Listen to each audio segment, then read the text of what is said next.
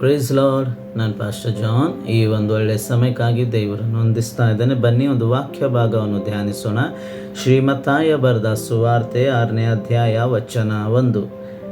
ಜನರು ನೋಡಲಿ ಎಂದು ನಿಮ್ಮ ಧರ್ಮ ಕಾರ್ಯಗಳನ್ನು ಅವರ ಮುಂದೆ ಮಾಡಬಾರದು. ನೋಡಿರಿ, ಹಾಗೆ ಮಾಡಿದರೆ ಪರಲೋಕದಲ್ಲಿರುವ ನಿಮ್ಮ ತಂದೆಯ ಹತ್ತಿರ ನಿಮಗೆ ಫಲ ದೊರೆಯದು. ಹೌದು ಪ್ರಿಯರೇ, ಇವತ್ತು ನಾವು ಮಾಡುವಂಥ ಕಾರ್ಯಗಳು ಅದು ಜನರನ್ನು ಮೆಚ್ಚಿಸುವಂಥದ್ದಾಗಿದೆಯಾ ಅಥವಾ ಜನರು ನೋಡಲಿ ಎಂಬುದಾಗಿ ನಾವು ಮಾಡ್ತಾ ಇದ್ದೇವೆ? ಹಾಗೆ ಮಾಡುವುದಾದರೆ ನಿಜವಾಗಿಯೂ ನಾವು ದೇವರಿಂದ ಯಾವ ಫಲವನ್ನು ಹೊಂದಲಾರೆವು.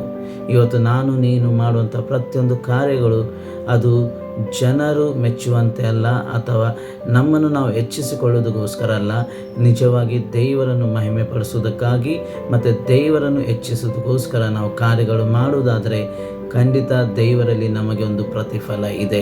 ಹಾಗಾಗಿ ಯೋಚಿಸಿರಿ, ನಾವು ಮಾಡುವಂಥ ಕಾರ್ಯಗಳು ಏನಾಗಿದ್ದಾವೆ ಎಂಬುದಾಗಿ.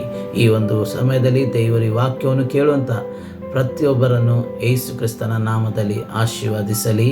Amen. God bless you. Thank you.